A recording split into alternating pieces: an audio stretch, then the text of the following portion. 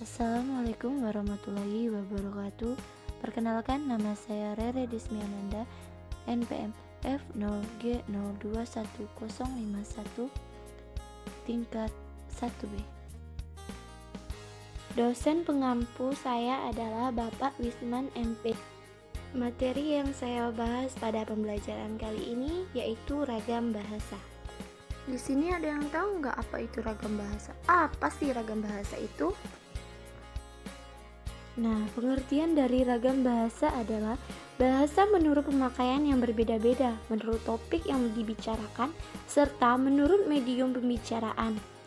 Seiring dengan perkembangan zaman, sekarang ini masyarakat mengalami perubahan sehingga bahasa pun mengalami perubahan juga. Ada beberapa ragam bahasa menurut para ahli. Yang pertama, ragam bahasa menurut Benjamin. Ragam bahasa adalah variasi bahasa menurut pemakaian yang berbeda, menurut topik yang dibicarakan, menurut hubungan pembicara. Yang kedua, ragam bahasa menurut Deddy Sugono.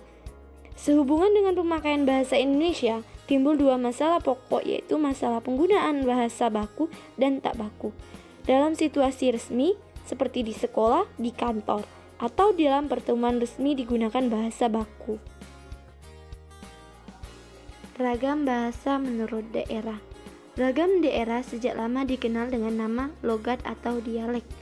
Bahasa yang luas wilayah pemakaiannya selalu mengenal logat. Masing-masing logat dapat dipahami secara timbal balik oleh penuntutnya, sekurang-kurangnya oleh penutur logat yang ada di daerahnya. Nah, selanjutnya adalah ragam terpelajar. Ragam terpelajar adalah salah satu jenis dari ragam bahasa. Ragam terpelajar terjadi pada perkembangan bahasa dari masa ke masa. Disinilah terjadinya pembenaran bahasa asing terjadi di Indonesia.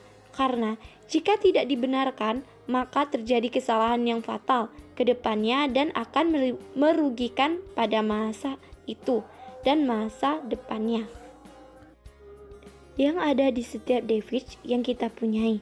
Bahasa Indonesia yang digunakan oleh kelompok penutur berpendidikan tampak jelas.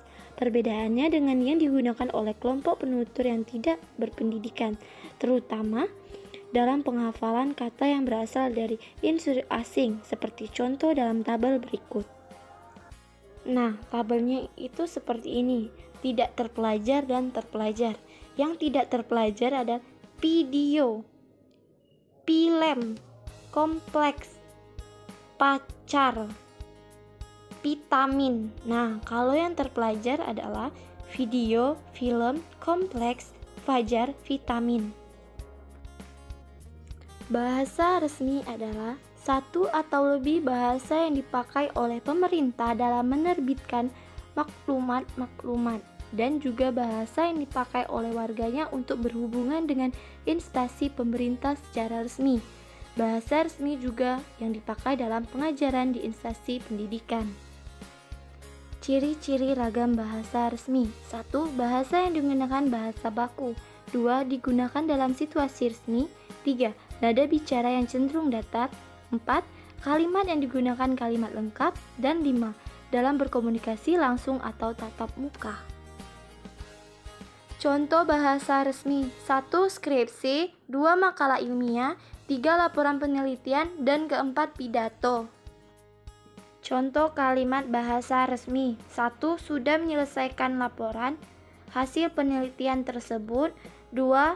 Saya sudah memakai sepatu. 3. Adik sudah membaca buku cerita itu. Nah, selanjutnya tentang kelemahan bahasa lisan resmi. Yang pertama, kalimat yang diucapkan terlalu panjang atau kurang efektif. Yang kedua, bahasa yang terlalu baku tidak menarik. Yang ketiga, terkesan kaku. Dan yang keempat, nada bicara datar. Ada beberapa kelebihan bahasa lisan resmi, yaitu bahasanya benar menurut EYD, bahasanya mudah dipahami, logis, dan sopan.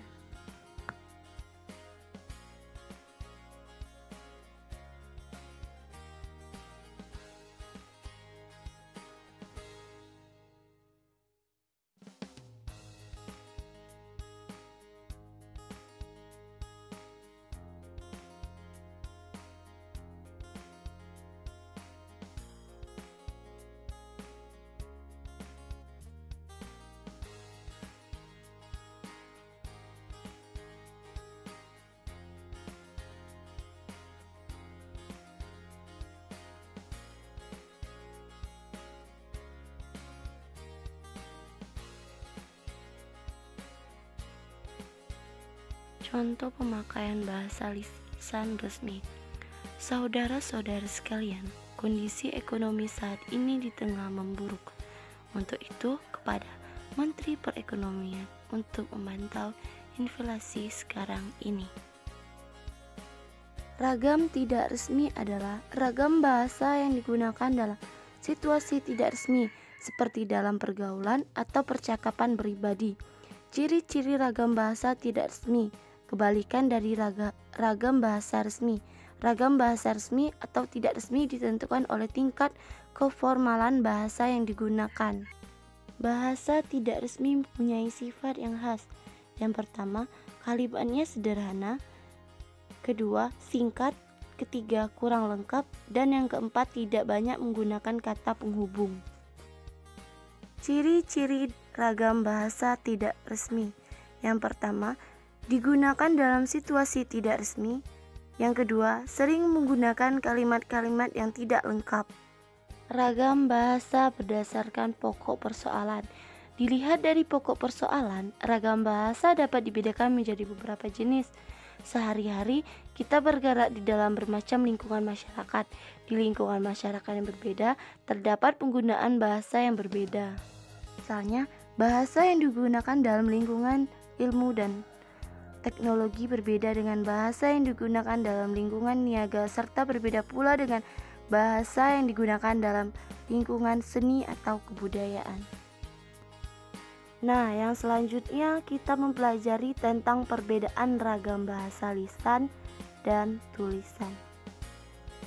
Yang pertama yaitu ragam lisan. Ragam bahasa lisan adalah suatu ragam bahasa yang dihasilkan oleh alat ucap atau organ of speech. Dalam ragam bahasa lisan ini, kita harus memperhatikan beberapa hal seperti tata bahasa. Contoh ragam lisan yaitu meliputi hal-hal berikut ini. Yang pertama, ragam bahasa cakapan. Yang kedua, ragam bahasa pidato. Yang ketiga, ragam bahasa kuliah. Dan yang keempat, ragam bahasa panggung. Ciri-ciri ragam bahasa lisan. Contohnya, yang pertama, memerlukan kehadiran orang lain. Yang kedua, unsur gramatikal tidak dinyatakan secara lengkap. Yang ketiga, terikat ruang dan waktu. Dan yang keempat, dipengaruhi oleh tinggi rendahnya suara. Kelebihan ragam bahasa lisan sebagai berikut. Yang pertama, dapat disesuaikan dengan situasi. Kedua, faktor efisiensi. Ketiga, faktor kejelasan. Keempat, faktor kecepatan. Yang kelima, lebih bebas bentuknya karena faktor situasi yang memperjelas pengertian bahasa yang dituturkan oleh penutur. Kelemahan ragam bahasa lisan yaitu seperti berikut. Yang pertama, bahasa lisan berisi beberapa kalimat yang tidak lengkap, bahkan terdapat fase-fase sederhana. Yang kedua, penutur sering mengulangi beberapa kalimat. Dan yang ketiga, tidak semua orang bisa menghafalkan bahasa lisan dengan benar. Ragam tulis. Ragam bahasa tulis adalah bahasa yang dihasilkan dengan memanfaatkan tulisan dengan huruf sebagai unsur dasarnya. Dalam ragam bahasa tulis, kita harus memperhatikan beberapa hal seperti tata cara penulisan atau ejaan di samping aspek tata bahasa dan pemilihan kosakata. Contoh ragam lisan yaitu yang pertama, ragam bahasa tenis. Yang kedua, ragam bahasa undang-undang. Yang ketiga, ragam bahasa catatan. Dan yang keempat, ragam bahasa surat. Ciri-ciri ragam bahasa tulis sebagai berikut. Yang pertama, tidak memerlukan kehadiran orang lain. Yang kedua, adanya unsur gramatikal, hubungan antar unsur-unsur bahasa dalam satuan yang lebih besar yang dinyatakan secara lengkap. Perbedaan paling jelas antara bahasa lisan dan bahasa tulis bisa dilihat pada manifestasinya dalam pertuturan bahasa. Tampil sebagai bunyi, kata-kata cenderung terdengar seperti rentetan suara petasan renceng yang panjang pendeknya tergantung pada banyak kata dalam satu kalimat. Pada pembahasan kita di akhir pembelajaran ini tentang ragam baku dan ragam tidak baku. Pengertian bahasa baku. Pengertian bahasa baku dapat didefinisikan sebagai bentuk bahasa yang dapat telah dikodifikasi, diterima oleh dan difungsikan sebagai model bagi masyarakat secara luas. Pengertian bahasa ini diikuti oleh Klein Diacu, pakar bahasa dan pengajaran bahasa baik di Barat maupun di Indonesia. Yang selanjutnya yaitu pengertian ragam bahasa non-baku. Istilah ragam bahasa non-baku dalam bahasa Indonesia tetap diperlukan agar lebih dekat dengan istilah yang diterjemahkan dari bahasa Inggris.